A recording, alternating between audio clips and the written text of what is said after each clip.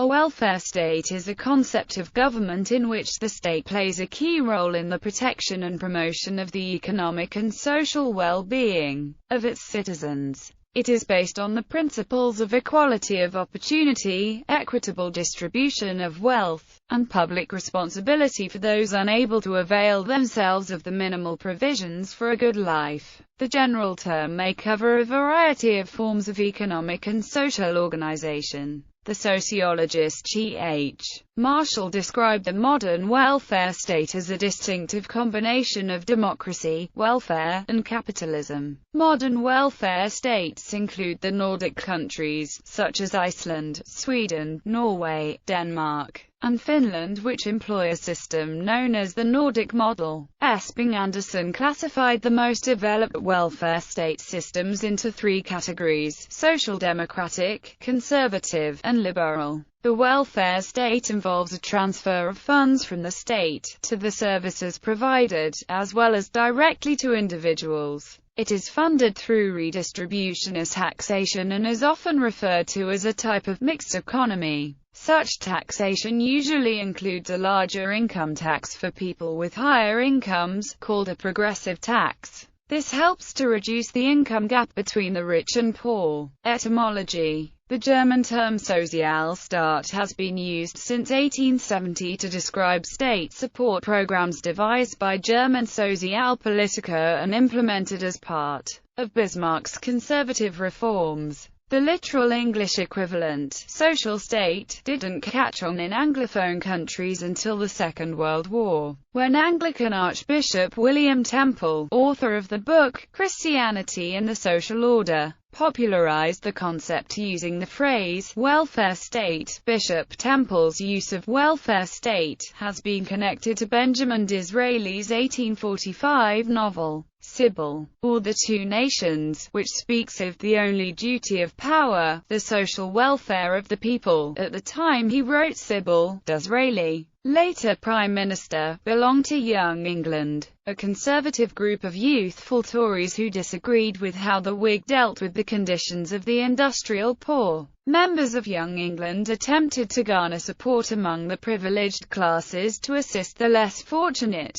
and to recognize the dignity of labor that they imagined had characterized England during the feudal Middle Ages. The Italian term Stato social reproduces the German term. The Swedish welfare state is called folkhemmet, literally, folk home, and goes back to the 1936 compromise between Swedish trade unions and large corporations. Sweden's mixed economy is based on strong unions, a robustly funded system of social security, and universal health care. In Germany, the term Wohlfahrtsstaat, a direct translation of the English welfare state, is used to describe Sweden's social insurance arrangements. Spanish and many other languages employ an analogous term, Estado del Bienestar, literally, state of well-being. In Portuguese, two similar phrases exist. Estado de bem-estar social, which means state of social well-being, and Estado de providencia, providing state,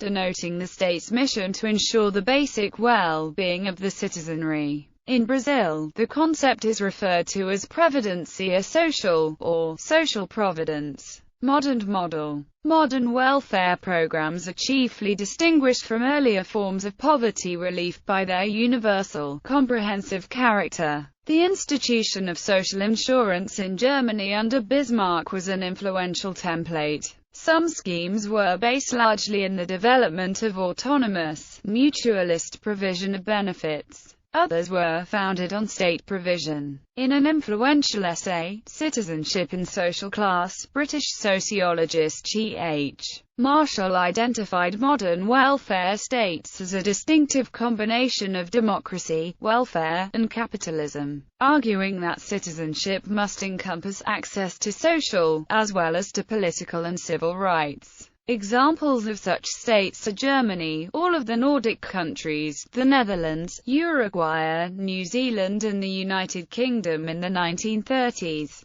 Since that time, the term welfare state applies only to states where social rights are accompanied by civil and political rights. changed attitudes in reaction to the worldwide Great Depression, which brought unemployment and misery to millions, were instrumental in the move to the welfare state in many countries. During the Great Depression, the welfare state was seen as a middle way between the extremes of communism on the left and unregulated laissez-faire capitalism on the right. In the period following World War II, many countries in Europe moved from partial or selective provision of social services to relatively comprehensive cradle-to-grave coverage of the population. The activities of present-day welfare states extend to the provision of both cash welfare benefits and in-kind welfare services. Through these provisions, welfare states can affect the distribution of well-being and personal autonomy among their citizens, as well as influencing how their citizens consume and how they spend their time. History of welfare states. Historian Robert Paxton observes that on the European continent the provisions of the welfare state were originally enacted by conservatives in the late 19th century and by fascists in the 20th in order to distract workers from unions and socialism, and were opposed by leftists and radicals. He recalls that the German welfare state was set up in the 1880s by Chancellor Bismarck, who had just closed 45 newspapers and passed laws banning the German Socialist Party and other meetings by trade unionists and socialists. A similar version was set up by Count Eduard von Taaffe in the Austro-Hungarian Empire a few years later. All the modern 20th century European dictatorships of the right, both fascist and authoritarian, were welfare states, he writes. They all provided medical care, pensions, affordable housing, and mass transport as a matter of course, in order to maintain productivity, national unity, and social peace. Continental European Marxists opposed piecemeal welfare measures as likely to dilute worker militancy without changing anything fundamental about the distribution of wealth and power. It was only after World War II, when they abandoned Marxism, that continental European socialist parties and unions fully accepted the welfare state as their ultimate goal. In Britain, the foundations for the welfare state originated with the Liberal Party under governments headed by Prime Ministers H. Asquith and David Lloyd George. British liberals supported a capitalist economy and in the 19th century had principally been concerned with issues of free trade. But by the turn of the 20th century, they shifted away from laissez-faire economics and began to favor proactive social legislation to assure equal opportunity for all citizens. In this they were directly inspired by the signal success of the German economy under Bismarck's top-down social reforms. The French welfare state originated in the 1930s during a period of socialist political ascendancy, with the Matignon Accords and the reforms of the Popular Front, though, as Paxton points out, these reforms were paralleled and even exceeded by measures taken by the Vichy regime in the 1940s. By country, China traditionally relied on the extended family to provide welfare services. The one-child policy introduced in 1978 has made that unrealistic, and new models have emerged since the 1980s as China has rapidly become richer and more urban. Much discussion is underway regarding China's proposed path toward a welfare state.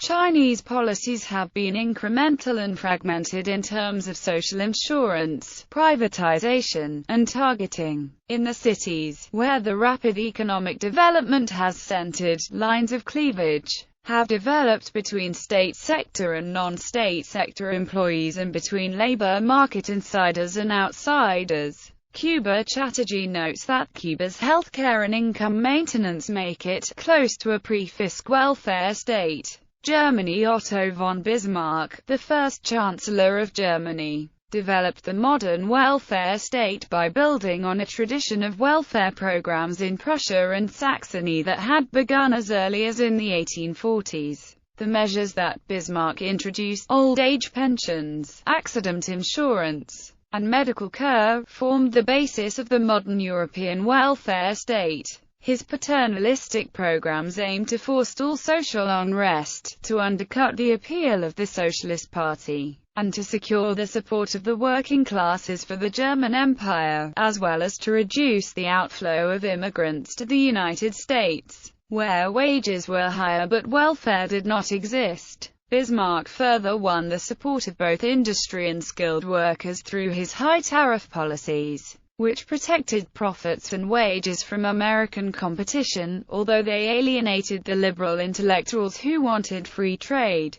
OPEC countries Saudi Arabia, Brunei, Kuwait, Qatar, and the United Arab Emirates have become welfare states exclusively for their own citizens. They exclude all foreign residents, who form the majority of the residents in several of those countries, from access to social benefits. United Kingdom. The modern welfare state in Great Britain started to emerge with the liberal welfare reforms of 1906 to 1914 under Liberal Prime Minister H. Asquith. These included the passing of the Old Age Pensions Act in 1908, the introduction of free school meals in 1909, the 1909 Labour Exchanges Act, the Development Act 1909, which heralded greater government intervention in economic development, and the enacting of the National Insurance Act 1911, setting up a national insurance contribution for unemployment and health benefits from work. December 1942 saw the publication of the report of the Interdepartmental Committee on Social Insurance and Allied Services, commonly known as the Beveridge Report after its chairman, Sir William Beveridge. The Beveridge Report proposed a series of measures to aid those who were in need of help, or in poverty, and recommended that the government find ways of tackling what the report called the five giants: want, disease, ignorance, squalor, and idleness.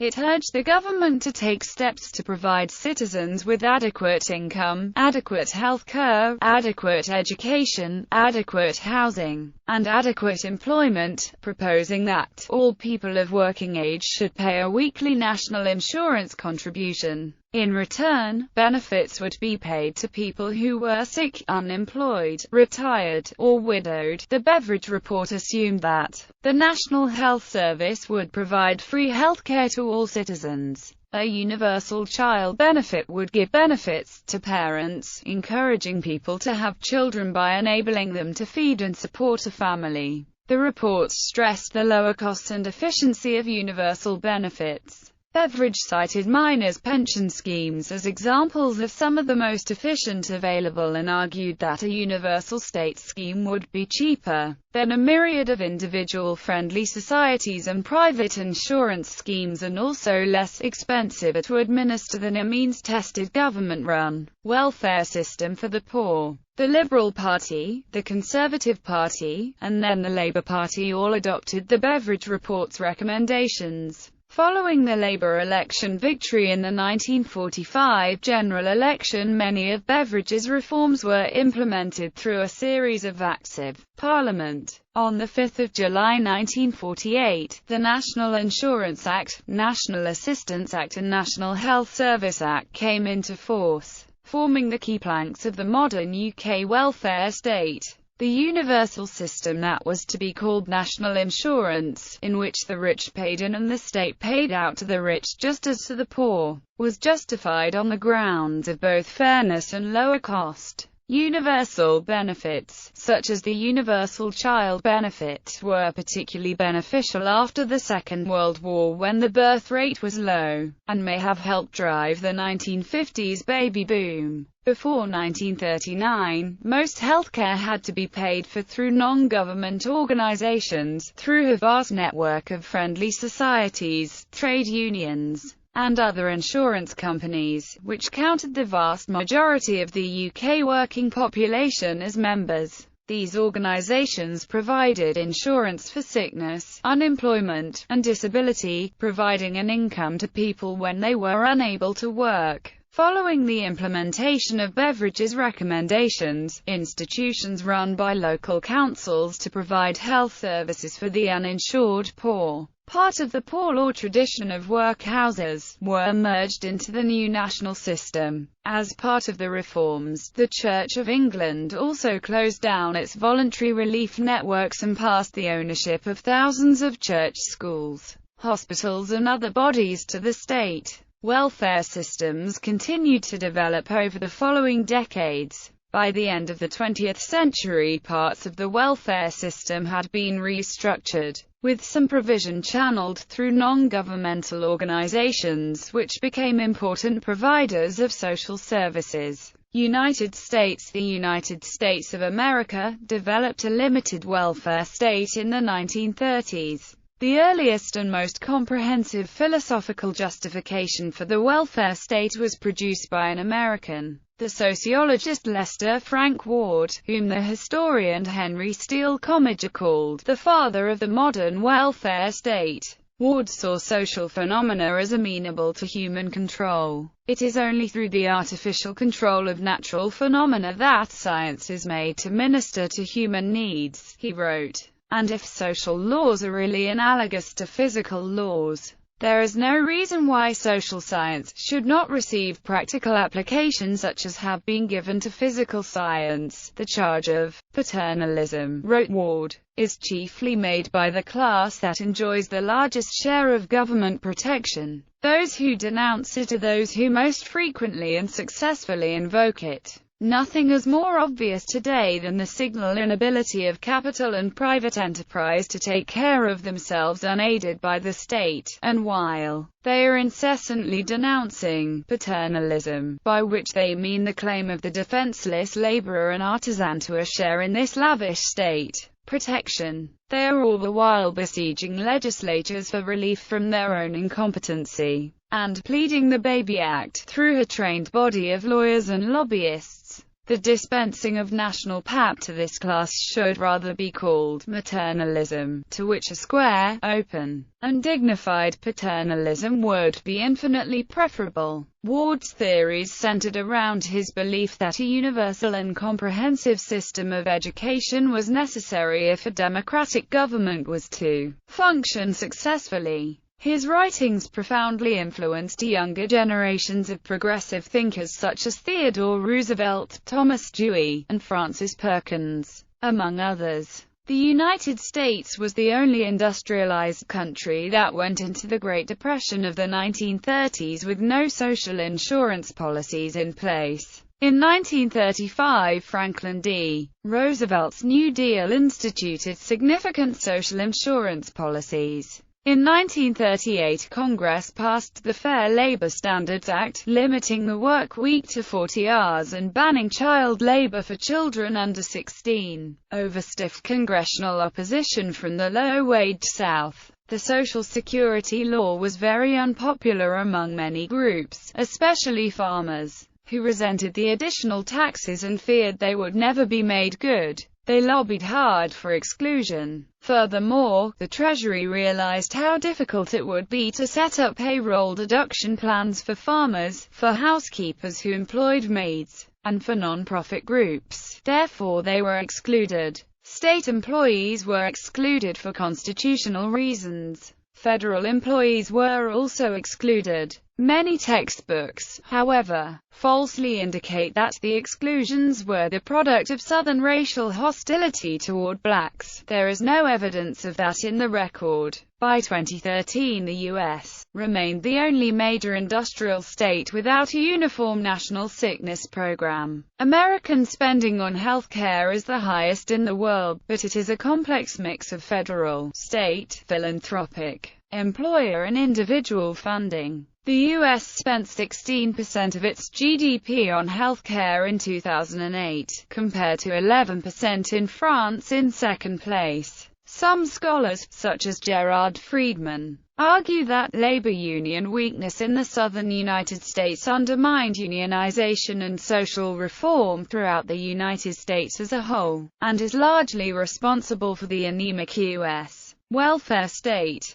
Sociologists Loic Wacquant and John L. Campbell contend that since the rise of neoliberal ideology in the late 1970s and early 1980s, an expanding carceral state has largely supplanted the increasingly retrenched social welfare state. Latin America. Welfare states in Latin America has been considered as welfare states in transition, or emerging welfare states as Mesa Largo has classified the countries taking into account the historical experience of their welfare systems. The pioneers were Uruguay, Chile and Argentina, as they started to develop the first welfare programs in the 1920s following a Bismarckian model. Other countries such as Costa Rica developed a more universal welfare system with social security programs based on the Beveridge model. Researchers such as Martinez Franzoni and Barber Solano have examined and identified several welfare regime models based on the typology of Esping Anderson. Other scholars such as Riesco and Cruz Martinez have examined the welfare state development in the region. According to Alex Sager-Oyubiago, Latin American countries can be unequivocally divided into two groups depending on their welfare effort levels.